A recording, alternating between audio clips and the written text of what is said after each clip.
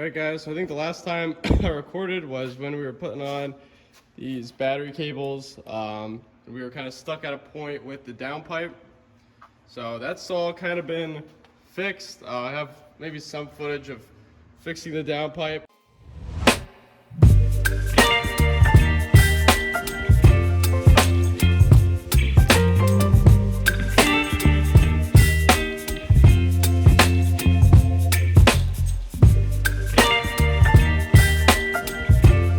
Cut the whole thing apart and re-weld it to fit the new turbo mount location, because that kind of changed the whole shape of where the downpipe needs to go in order to maintain the fender dump, and there was no way we weren't going to do the fender dump. But that's it now. A whole lot of welding, a whole lot of cutting and fitting. Wasn't the best, but so we got it to fit with the T4 kit 90-degree pipe there. And I just had to buy that clamp, and I also had to weld a new flange on the downpipe to fit the flange. It's on that 90 that they give you with the kit.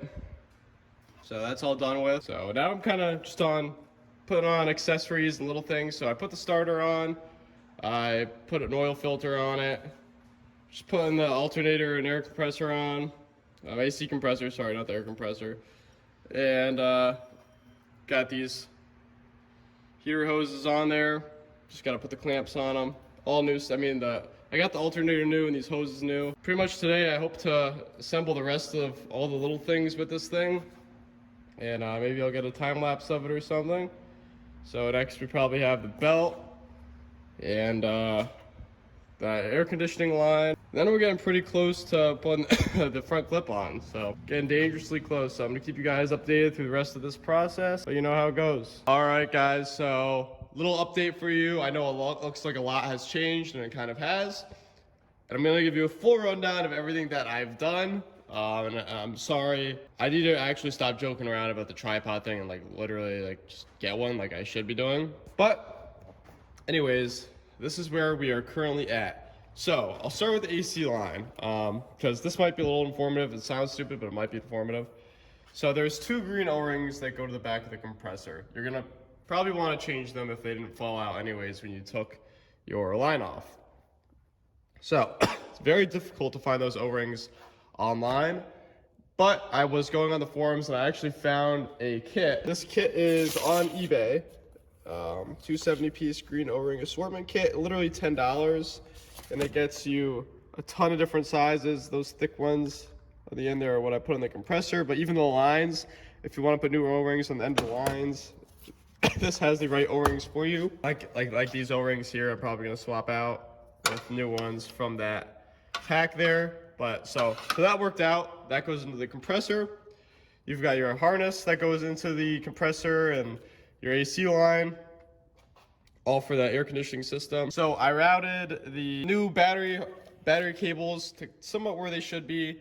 They take a little bit of wrestling. They're very thick, obviously, and they're not, you know, it's the first time they've been mounted to where they should be, so they took a little bit of wrestling, and I still don't have anything tight, but I've got them somewhat where they need to be there. And now the next major part of what I did recently was the whole clocking of the turbo housing, and I'm going to tell you guys exactly how to do it. So, you know before, if you actually have been watching the videos, but maybe you don't, I left the compressor housing loose. So there's clamps, you'll see those black clamps on the compressor housing. If you leave those loose, it'll allow you to push the compressor housing up and down. And it's very hard to get it exactly where it should be without the intercooler pipe up. So I left it loose till I put the intercooler on, which is why the intercooler is on right now. And so I put the pipe up, and that gave me an idea of where the housing needs to be. I then adjusted the housing to where it satisfies the intercooler pipe in an appropriate way and where everything kind of fits nicely. And then I tightened those bolts. Warning, I will give you a little warning.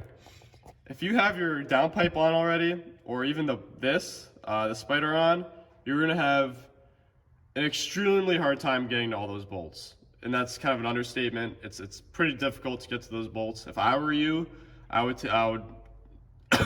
leave the spider off till you got that figured out. But I didn't, so. But it's just a suggestion if you're watching this before you actually do it, you know, just in case, because it was quite the pain to get to all those bolts. But I got that done. Then I ended up putting this intercooler pipe on. Always a pain trying to get it in there without scratching the powder coat, but I think I made it work. There's still a ton of zip tying and stuff I need to do. Everything's kind of just in there. I put these heater hoses on. These are my brand new heater hoses. They fit all right. Again, still some finagling I think I'm gonna do with them to make them exactly how I want them. But it's nice having a fresh, brand new hose in there. I got all the accessories on, AC compressor, like I said, our alternator. We got our new fans on there. It looks great. The belt actually fit. That's like a miracle. I feel like I always get the wrong belt for whatever reason, because I don't know. There's always a million options, and it just gets really kind of confusing. I got my new clamps on my hose, and unfortunately, that one's too small. I gotta take that off, and there's already coolant in it. I'm sure you can put 2 and 2 together of how I figured out that one's too small. But it's all good. Got everything kind of routed how I want to be, how I want it to be, like the wiring harness to the fuel pump and everything. I've got to trim these lines. They're just on for temporary use to test it. But I mean, a bunch of little things, but it's coming out better than I could have imagined. I'm super happy that I'm at where I'm even at right now. I'm sure the order of the whole coolers, if you aren't aware, you're pretty much going to want to put the intercooler in first. Then you'll put this kind of crash support piece over, and your intercooler bolts on with these 10mm studs to the center piece. Then you can put your radiator in, and remember, before you put your radiator in, put your fan shroud in before that, or else you're not going to be able to get your shroud in. Stupid things like that will get you. And then I was able to put our new degas bottle on, and man, does that make a difference. Worth every penny to have that. I mean, the other one was so disgusting. I mean, even if you come over, well, I don't have the hood open, but even if you look under the hood of that one, not with the old one in it, it's just so ugly. And I do have a brand new bottle for that's going in that too. That's powder coated. So anyways, I filled it back up with coolant, you know, to at least test the thing. And yeah, I've got the fuel pump hot and negative on it. I tested, I put the gauge hot and negatives just touching, and so far they seem like they work. Makes me super excited for that. And right now, pretty much all I'm waiting for is my tune from Jellybuilt. I just need to transfer custom tune files in. But what I have done is I took the PCM with the old tune out of the parts truck that this whole setup came out of and plugged it in, so that I could test fire it and see if anything leaks or anything. So I've got the footage of the whole test fire and how that all went. And I'm gonna put that in the same exact video. So enjoy that, and I'll catch back up with you guys.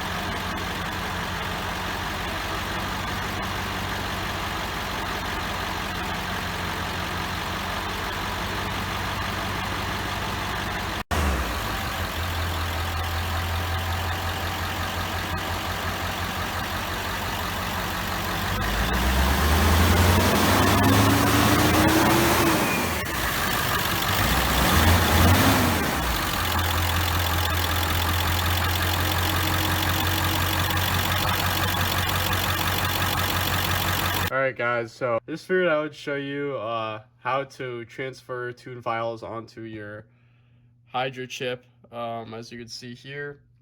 So first you're going to need a mini USB cord if you don't have one. Not a micro USB, but a mini USB. Plug your Hydra in. You're going to need to go onto the Hydra website, onto their downloads page, and they're gonna have the Hydra flash right here. You'll download it through there, plug your chip in, and basically, so what I did is I had my custom tunes emailed to me from Jellybuilt, which any other tuner will probably do. So he emailed me these files down here. So you're going to want to download all these files, save them in a folder that you'll remember, or just put them in your downloads. Go on to your chip here now. And so you can see I already transferred these because they all say unprogrammed.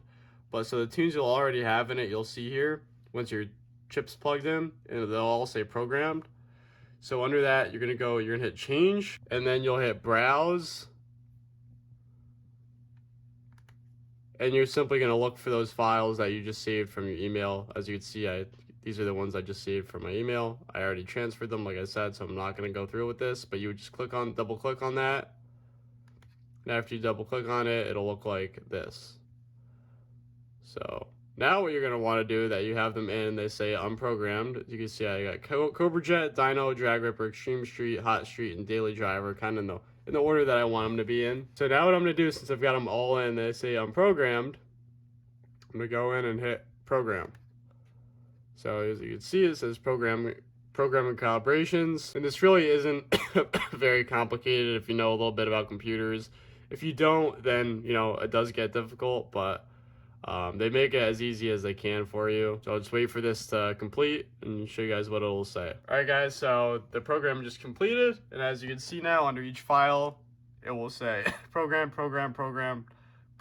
They have to be programmed for them to be in your chip. If they're unprogrammed, they're not going to be there.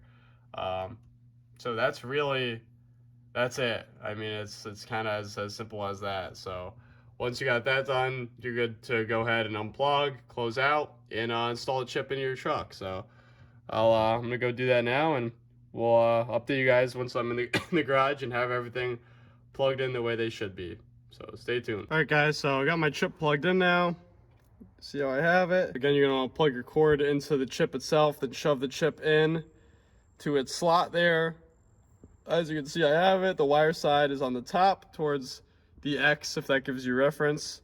And the X is the side that goes towards the fender, just for reference. So I'm now going to put this in its case, put the case up, and put the electrical connection back on and try this thing out, which I'm all too thrilled to do. I can't wait to see how it runs with a tune in it. But yeah, you definitely just make sure it's fully seated. If this is your first time putting this chip in, make sure you follow the instructions of getting all the silicone off the PCM board before you put the chip in. That electrical connection needs to be cleaned thoroughly.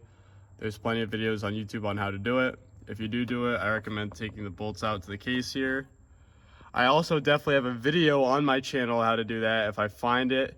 I'm going to put the link in the description on exactly how to install the chip, full install guide. Right now, I was just trying to show you how to transfer tune files from email onto your chip. But yeah, I'll definitely try to include that link. But stay tuned for me plugging this thing in and seeing how this thing runs. All right, so as you can see, well, you can't really see, but I got the chip in. That's the connector.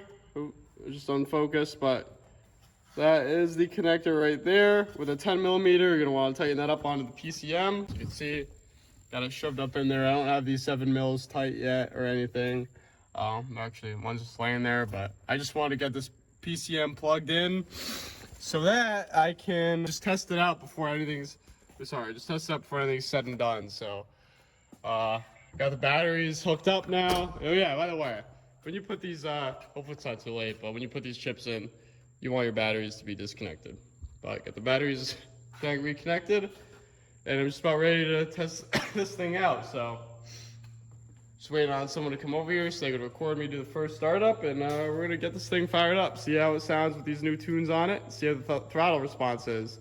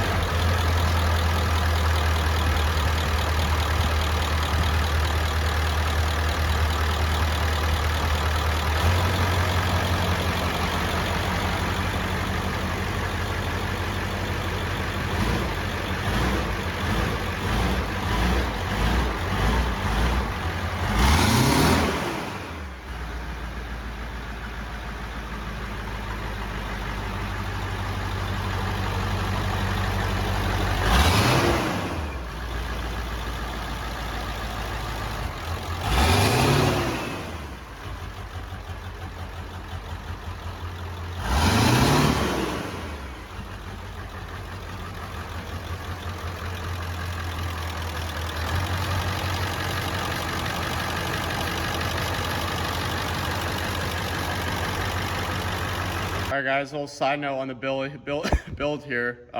Heater core was significantly leaking. I don't know if you remember the old engine, the red engine over there. Heater hoses on it were bypassed. They were bypassed to not go to the heater core because this thing, as you can see, is quite defective. This is the original heater core that was in it. Had a pretty big leak, and see, like just tilting it over, it's spewing coolant everywhere. Got my nice little replacement here from Rock Auto, so gonna throw this thing in here. But I just want to show you that before and after. That's it's pretty bad. But to get these out, I'll just quickly kind of give you a rundown. You'll have these tabs on your heater hoses. What you're gonna want to do is sneak your hand in when you're through the engine bay, squeeze this in on the hose, then you're gonna push the hose towards the firewall to get tension off this, and then the hose should pull out. It's gonna take some, finagling and patience, but if you are patient, you'll be able to do it without breaking it. So again, get your fingers in, push these in, push the hose towards the firewall, and then push out. That's the deal with that, guys. And then to get the actual heater hose out, or I should say to get the actual heater core out, simply take your glove box out. There's a few 7 mils holding the bracket onto, there's a few 8 mils that hold the bracket onto this bottom piece of the dash here. Then you're gonna see there's a cover, looks like this, that goes over the heater core right there. It has a bunch of 8 mils holding it on. You take those 8 mils out and you'll be looking right at your heater core. You gotta make sure you pop out those ends to the firewall first, because you're gonna be finding those, so you gotta just pop them out, and then you gotta get your heater core out. It's kind of, you gotta sneak it through, but it works. That's really all that's to that. So I'm gonna put the new one in and do the same thing in reverse order. All right, guys, so we are kind of at the final assembly with the Shorty build here, the whole engine build. Did a few couple small things like doing the heater core like I just showed you. Now we're just, I'm really just putting the whole front clip back together. Got coolant back in it after I did the heater core. Got the AC condenser on. I put some new AC O-rings on these AC lines. So yeah, I got some new AC O-rings on those lines. I actually got one of those Fumoto drain valves for the oil pan, because I was having a little issue with the Dorman bolt not leaking onto the Dorman pan. So you guys tell me which one's the issue. Probably the one that's harder to replace. But I got the Fumoto drain plug in there. I got a thick copper washer on it. I've gone through it all. It hasn't leaked yet. I got oil back in the truck. I'm really hoping that drain bolt doesn't leak anymore. Talk about a nightmare to say the least. But I say it every time I do these, there will always be something. But I think I found the fix to that. But again, I'm really just putting the AC condenser on. I'm gonna put that header panel on next. I've got a nice grill in that box I'm gonna be putting on. And we're about ready for test drive. I mean, I'll put some battery hold downs on it. Maybe try to mount that air filter. Not sure if that's gonna happen before or after the first test drive. But yeah, guys, we're getting down to the wire here. So let me finish putting this front clip back on, and we're gonna go from there. Pretty excited though for where we're at. Stay tuned. All right, guys. So I did get the front clip back on this thing, and I got this new 05 grill for it. Which, I mean, I just had to do it. They look great on these trucks. I still got the plastic on it because I'm still kind of working around the engine of this. But I also got a Ford badge for it. I just didn't put it on yet. Don't worry. I got the battery hold downs on. I mean, a bunch of little stuff. Headlights on. I got the header panel on. Header panel is pretty simple. It's just, kind of see there. It's, if you just look around, but there's a bunch of 8 mils, like 8 mil there, 8 mil there. 8 mils hook up to the fender. On both sides. It's pretty simple. I'm sure I've made a video on how to remove it. So just think about how to go in the opposite direction. Again, 8 mil there, 8 mil there. So that's all on. AC lines are on, like I said. It's filled up with coolant, filled up with oil. I'm kind of mocked up the cold air intake. I need to make a mount for the filter so that it doesn't drag on the crankcase vent. I don't want it rubbing the crankcase vent there. So I want to put the filter on and then kind of pick it up a little bit, right about there, so that it stays there. so it's not rubbing anything, but the engine's looking absolutely great. I cannot complain. Kind of got the boost fooler here for now. Not really sure where to put it. This is just kind of just zip tied to the line for now, because that way the hose isn't rubbing on anything. The tune's fully in. You know, we've test started it, so or I should say we've started it up, so it's ready for its test drive. I might make that a whole separate video. I don't have the front bumper on it. Stuff like that I'll probably do with the very last thing. I'll do that. I don't have a video for that yet. But the interior, the dash is still apart and whatnot. That's a whole different thing. The dash is still apart simply because my gauges aren't completely done yet. They're pretty close. I don't want to put the dash back on and then have to rip it back off. That's why I don't really care that it's apart right now. I did have a little issue with the tune that I guess I should make everyone aware of in case you do run into this. I can't tell you exactly what happened, but I figure I will tell you. So I put my jelly bolt tune in. I hooked it up with that 10 mil connector that's right back there. I test started it, you know, everything seemed fine. Came here about a week later, put the whole front clip on. I wanted to start it up just, you know, this weekend. Not building any ICP pressure, 0 ICP. I'm like, what could possibly be wrong? I was starting to look at mechanical things, and I'm like, wait a minute, take a step back. It shouldn't be anything mechanical. It ran literally a week ago. The only thing I changed was that PCM.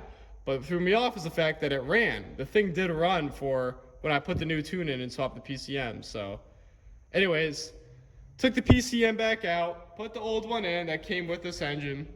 Thing fires right up. So I'm like, all right, there's maybe my tune. There's something with the tune, obviously. Hopefully I didn't corrupt the PCM, right? Took the PCM back inside, reprogrammed all the tunes that were in it. I re-uploaded all the tunes like I showed in the video. I'm not sure if you've seen that video yet, but I reprogrammed all the tunes onto the chip, put the chip back in the PCM, put the PCM back in the truck. Since then, everything has been normal. I don't know if something happened when I was downloading the tunes into the chip or what. I don't know. The batteries were disconnected when I hooked the chip back, when I hooked the PCM up and when I removed the old PCM. So I really couldn't have corrupted it unless something else happened that I'm not aware of. So if you do run into that, maybe just try to reprogram your tunes. I can't give you a definite answer on what happened, but that's what I did and it seemed to have worked for me. Last thing, that I was noticing was the fuel pump was being intermittent, and I remembered that before I did this whole swap, I had that red engine in it. I didn't drive it much, but what was an issue is the factory fuel pump randomly wouldn't work. It randomly would shut off. Sometimes it started and I would realize it's not running. And first, I thought, don't mind that. First I thought it was this switch. You can't really see it, but there's a reset switch where my finger is with a red button on it. It wasn't that, and I did some digging this weekend because I want this thing to run perfect now. And to me, it seemed like all the fuel pump fuses are good. I was like, this seems like a relay issue. Like something's not.